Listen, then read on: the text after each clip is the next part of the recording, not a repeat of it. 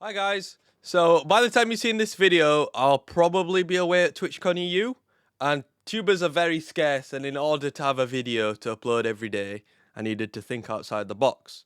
And this is about as far out of the box as I can get with this little brain of mine, okay?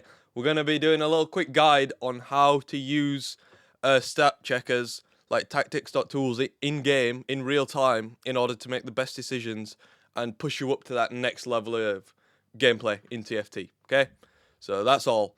It's going to be as quick as possible, but concise. It'll be packed full of good information, hopefully. Hopefully I won't yap. I'm already yapping. Blech.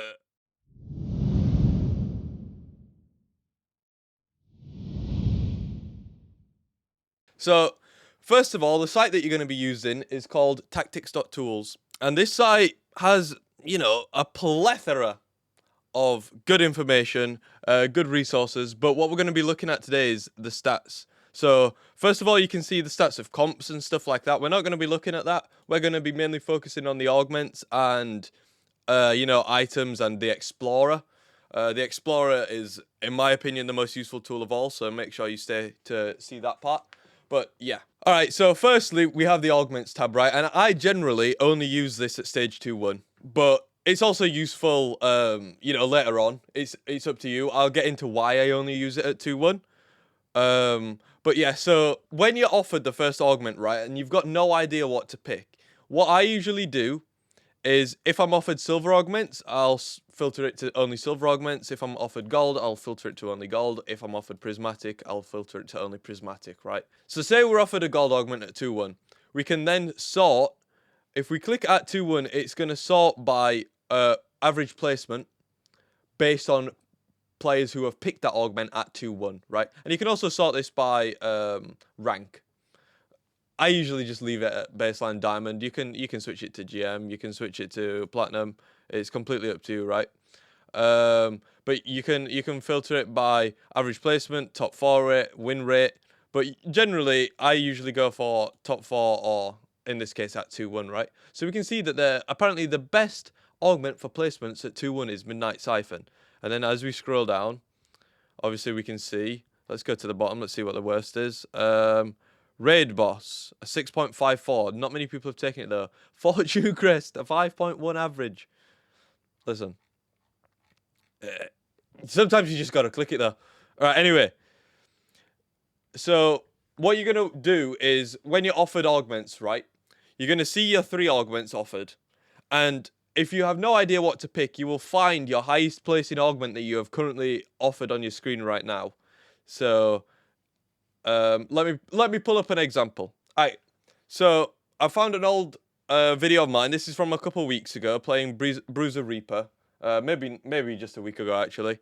And as you can see here, I'm offered 3 silver augments. Right, I'm offered Harm Assist, I'm offered Team Building, and I'm offered Silver Ticket. Now, if we go to augments, we can see Harm Assist averages a 4.58. Right, Team Building averages a 4.7, and Silver Ticket averages a 4.7 as well. So my best option currently is Harm Assist, right? So then the decision that we decide to make is we instantly roll Silver Ticket, spoilers, because I'm just aware that it's not a very good augment. And then we see Band of Thieves, right? And if we go back to the silver augments, the second best silver augment at 2-1 is Band of Thieves, statistically, right? And in a spot where I have no direction, I'm just aware that that is my best option, right? So I'll reroll the other 2. Tiny Titans Triforce. Those aren't as good as Band of Thieves. The only one that's statistically better is Caretaker's Ally. So then we go ahead and take Band of Thieves, right?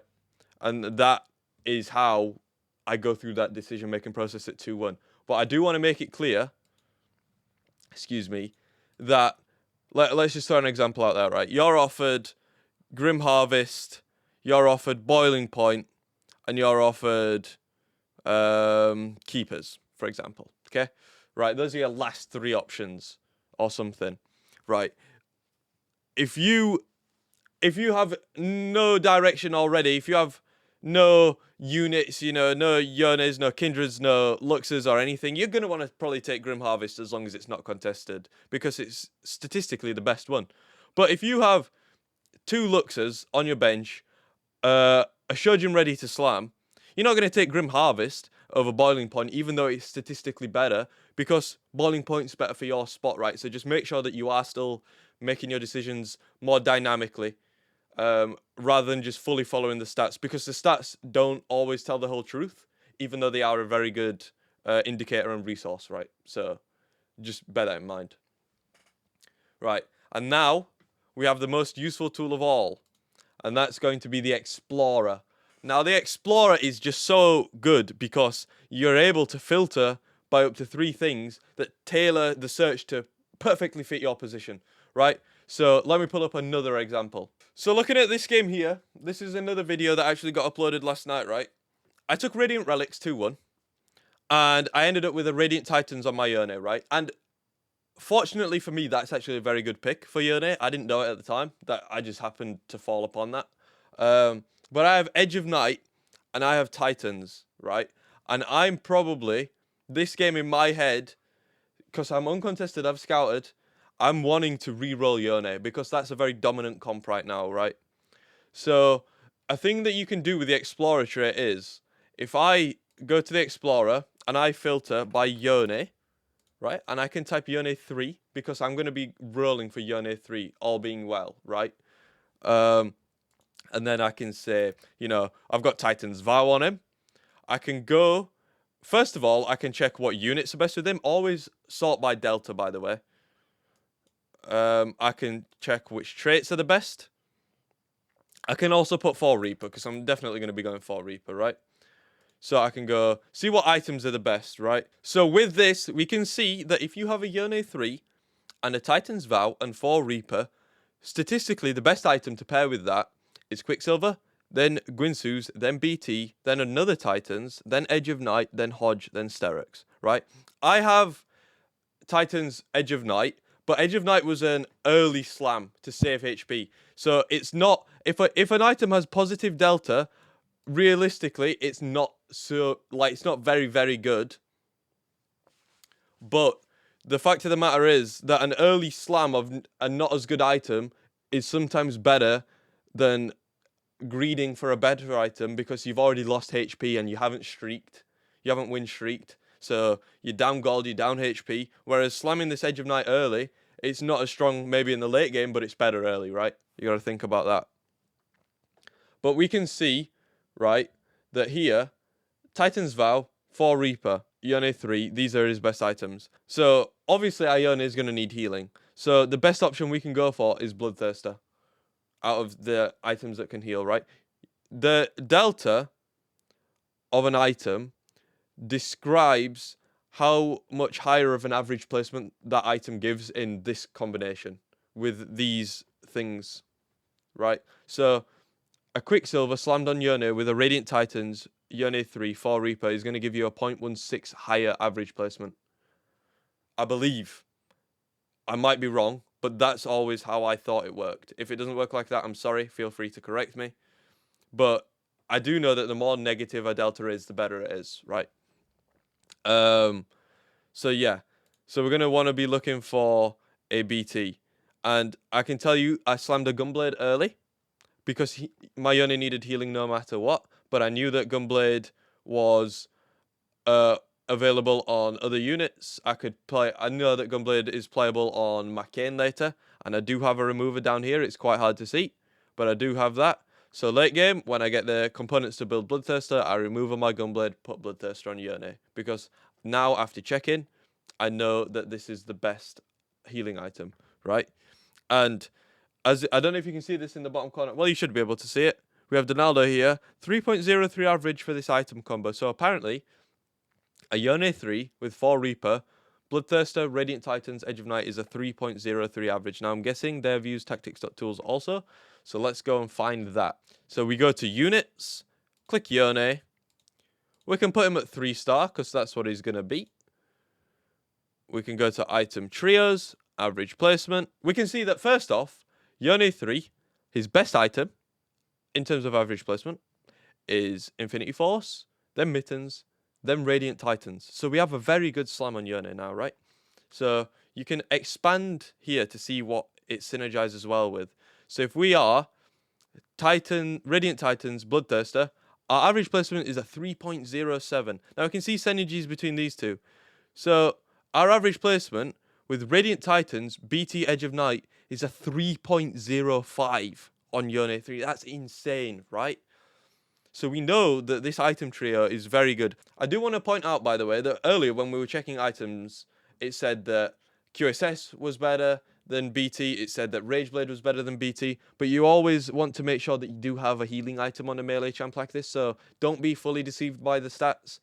Sometimes you've just got to use your own. You know, you've got to figure out that you do need a healing item, right? Because as you can see, highest performing item trios and stuff on Yone. We can even sort by Yone 3. He's always got a healing item, right? BT, Hodge, BT, and Hodge. This time he doesn't. BT, you know. So you do still need to make your own judgment calls sometimes, right? Don't fully just follow the stats. So the next part of the Explorer is checking augment stats, right? You can't see my face in the bottom right. You also won't be able to hear any audio from this game. But as you can see here, this is the Yone game. It's the same game. We're offered Gifts from the Fallen, Big Grab Bag, and Know Your Enemy, right?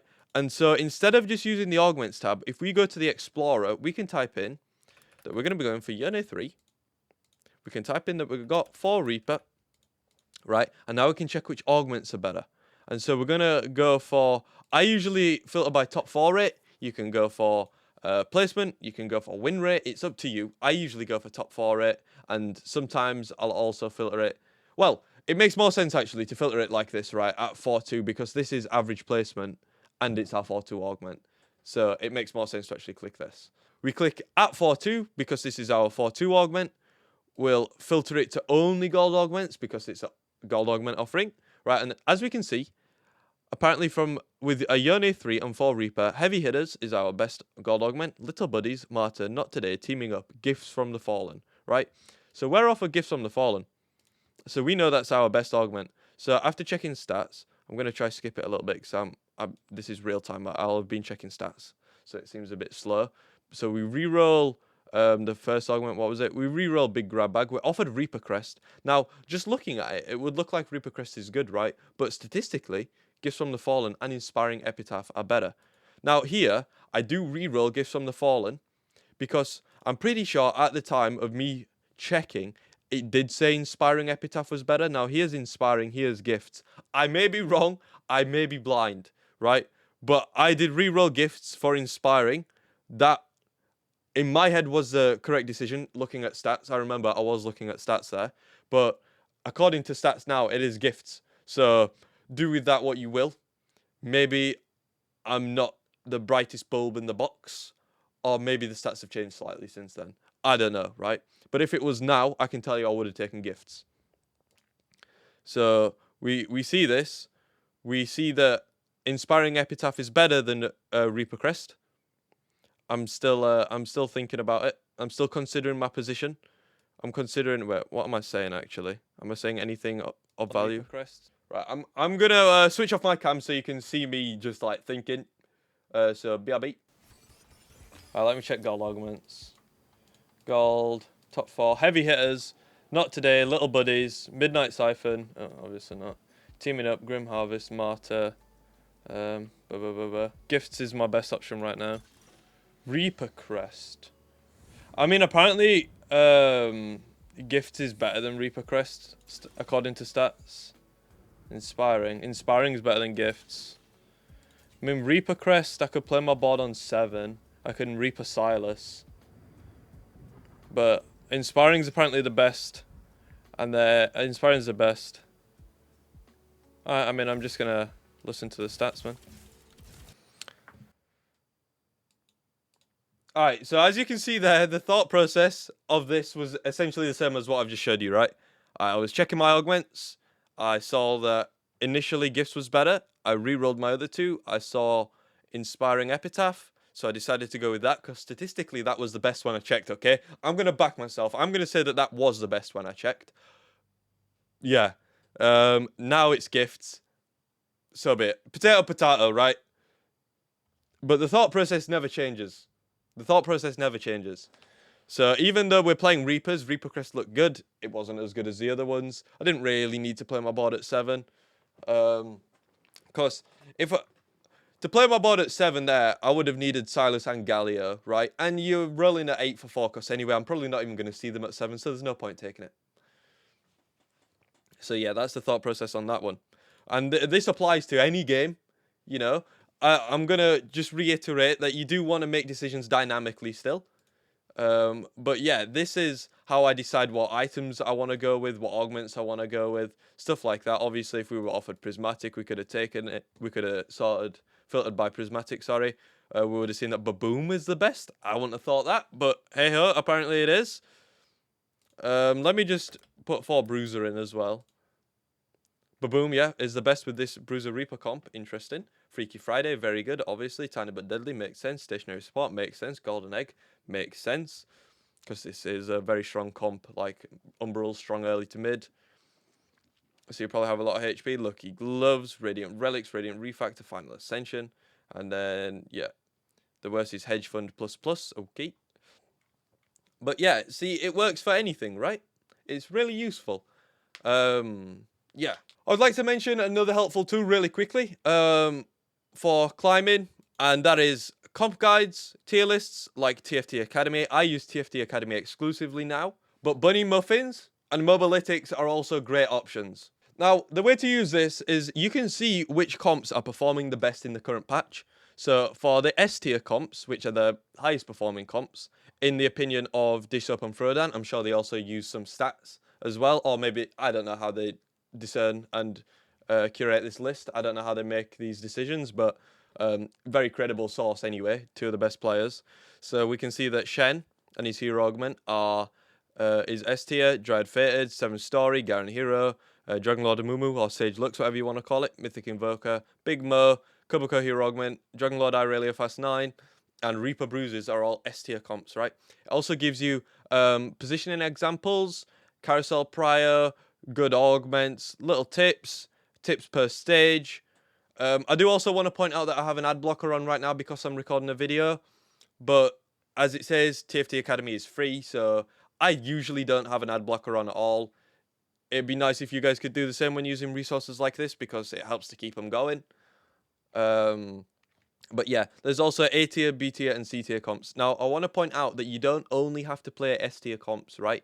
An A tier comp from a good position is oftentimes better than an S tier comp from a bad position, right? You got to play what's best for you. You got to play what you hit. Play around your items, play around augments, units that you get in your shops, stuff like that. So, yeah. Even the B tier and C tier comps are playable. I think A and S tier comps are better, obviously. It might change next patch. You know, the comps that are here, it might all change. You never know. It might. That's just how patches work. But don't be afraid of even playing the B and C tier comps. They're fine, right?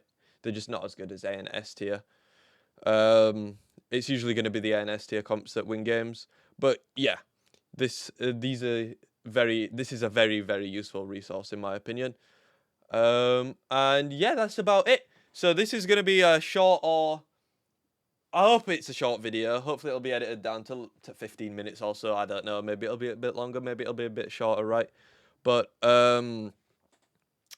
yeah, I'm going to call it there. As I said earlier, by the time you're seeing this, I'll be at TwitchCon EU, so I'm making this video, so I've got an extra video to upload while I'm gone. In case you didn't know who I am, I'm Cami, or Cami TFT. I stream TFT almost daily on Twitch, YouTube, and TikTok, all at the same time. I upload videos daily without fail on YouTube. Hopefully that's still the case, because going to TwitchCon is my first time away from home, so hopefully I've got enough videos. Maybe I'll have to upload one every 2 days or something. It's just one of those things. But for the last year and a half, I've not missed a day. 1.1k videos is kind of crazy. Yeah, so I upload a long form video, a short form video, and the live VOD every time I stream, and then the long form and short form video every day. The short form videos also get uploaded to TikTok and Instagram Reels. Yeah, and that's going to be all for this video. If you have any more questions, feel free to ask in the comments. I myself or other commenters will probably answer. As well as that, just comment something random like your favorite TV show at the moment. I'm always looking for more things to watch, and it really helps the algorithm.